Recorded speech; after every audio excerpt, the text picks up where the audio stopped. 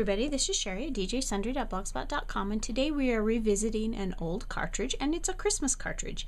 Now I know it's just barely August and Christmas is a ways away, but I have to make a lot of Christmas cards, and I figured if I make a few a week, then I can have a nice variety of cards to give to people, and maybe I won't be done down the last wire trying to get them done.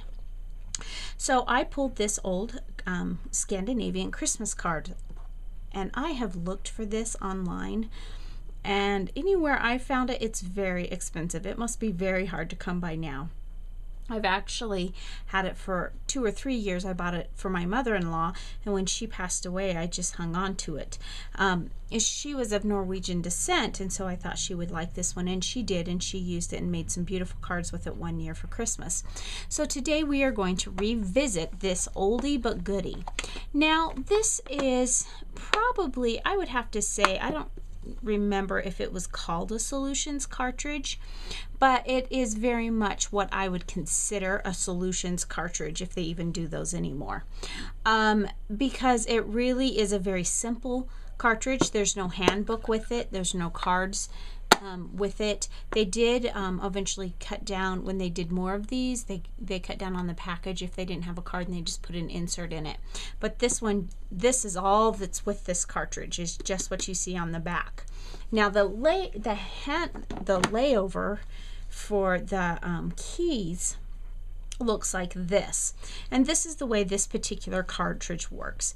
There are 1, 2, 3, 4, 5, 6, 7, 8, 9, 10 basic images.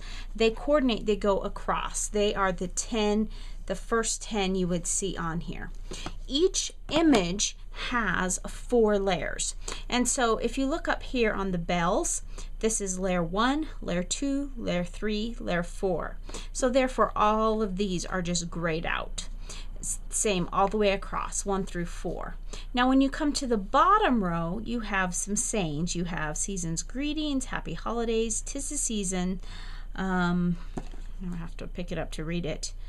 Making spirits bright, peace on earth, and deck the halls. And then you have 2 cards and 2 envelopes. This is a card and an envelope, and a card and an envelope, and that's all there is to this little cartridge. So it's a fairly simple cartridge to use, and it's a lot of fun. Very kind of vintagey Scandinavian feel. So when I went through, I decided I wanted to go ahead and use the card feature here. Now I tried to cut it at 5.5 because I thought, well, that's about the right height if I'm doing a 5.5 inch card, and I used just plain white paper till I figured out my dimensions. Well, a 5.5 inch card did make it 5.5 inches tall, but it was too wide for an A2 size envelope. So I ended up cutting it at a 5 inch. So that means it's going to be just a tad bit shy of a full A2 size, but that was the only way I could make it small enough to go to my right size.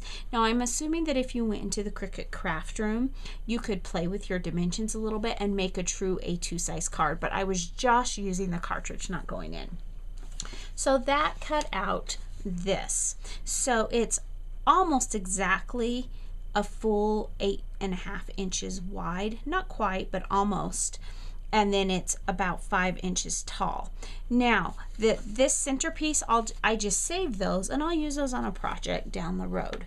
So let's set that aside, and this is our card base that we have to work with. So when I fold the card in half, you could go either direction with the card. So let's pull out the scoreboard and get going on the card. So I'm just going to score this at 4 1/4. So the width is an A2 size. Now, I will tell you that it does make little tiny tick marks, and they are really hardly even noticeable. So they don't take away from the card at all. And wouldn't you know, this one it did a little bit more than any of the rest of them, but I think we can just smooth it out and we're just fine.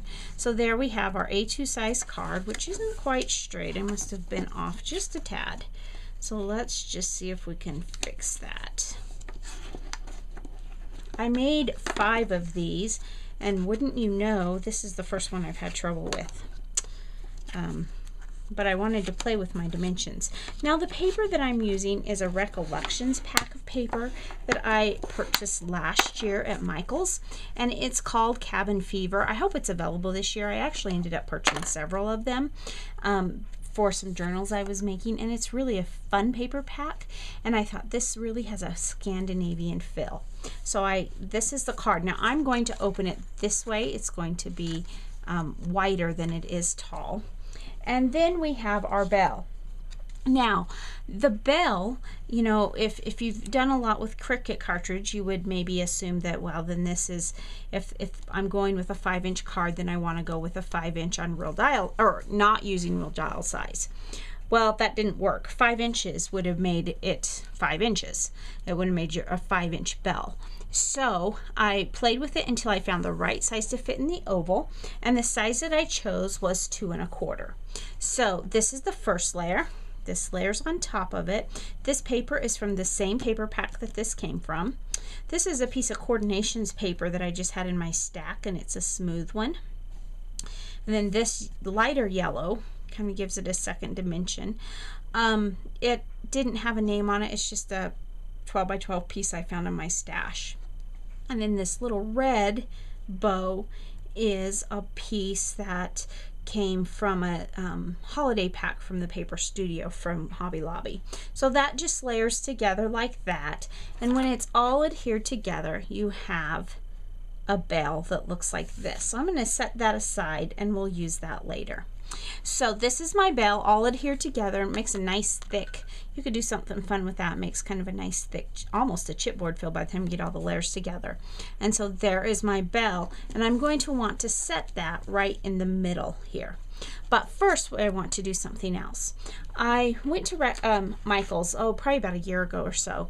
I was looking for acetate sheets, and I found this great pack. Let me pull it out here, that I picked up. It's actually 25 sheets of this clear craft plastic. I don't even know if this is still available.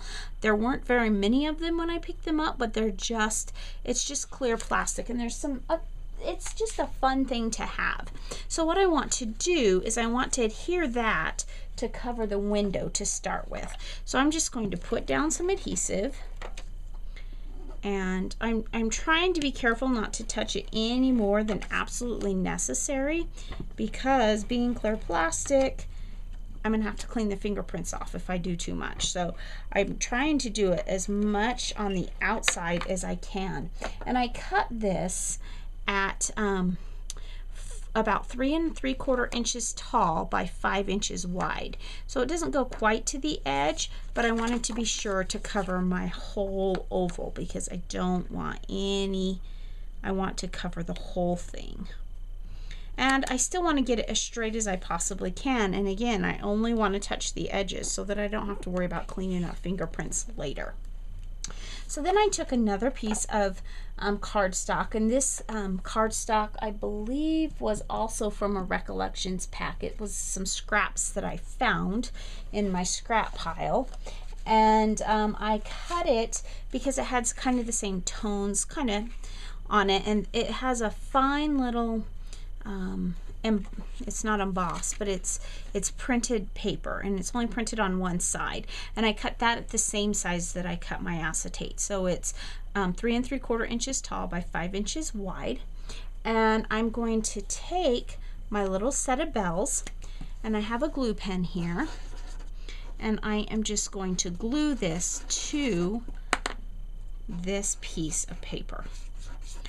I'm being fairly generous with the glue because I don't want it to come apart, but it's not going to show because I'm gluing it to this paper. Now I want to center it as close as I can, and I do have a little bit of play here to play with, and then I'm just going to center it down. Then I'm going to take my ATG again and just go around the very, very edges, just like I did on that acetate, only now I'm working on the front of the piece of paper because I am adhering it actually to the acetate itself. So I want to make sure I've cleaned up all my adhesive that got on the edge, and then we'll turn this over. This is going to go, make sure you've got it lined up correctly. and I do. And I am just going to simply adhere this down. And yes, I'm just eyeballing it, so chances are it may not be perfect. Before I press it down firmly, I'm going to make sure I'm comfortable with where the placement is, and I am. So then I'll go back and I'll press it down, and I'm going to get rid of all that extra ATG that might be hanging out on the edges. Now, the one downside to this particular piece of paper is it's single-sided, as was my card base, but the card base kind of had a creamy tone, and the other paper had a white tone. If that bothers you, you might want to put something else to cover that, or just make sure that your papers match, but I decided I was just going to use it. Now, unfortunately, it looks like I have a little speck in there, but I think we'll be okay. So now to finish off this card, there's one more step. I have this set of stamps. This is called Christmas Borders, and whenever I put it in here, I didn't put who it was by. I believe it was a recollection set that I picked up from Michael's. It could have been something else, but I'm using this one, and it says Merry Christmas, and I'm using Fired Brick Distress ink here, and I'm just going to ink up the stamp really well. Now, I thought that these birds actually had almost a Scandinavian vintagey flair, and you'll see the birds when I actually get back on camera. So I'm just going to hold this down. If I wanted to, and maybe I will, I could take a little piece of washi tape, because I'm kind of going on the inside and it's going to flop up. I just want to keep it straight. And it's kind of hard for me sometimes to stamp on camera to make sure everything's straight, but I'm just going to center that and press it down. And so my sentiment for this card is actually going on the inside of the card, but I have plenty of room to still write a message to the recipient of the card. So there we have, we're revisiting an old Cricut cartridge, and we are revisiting Scandinavian Christmas cards. So thanks so much for stopping by today. Remember, take some time to enjoy the little things. Have a great day. Bye.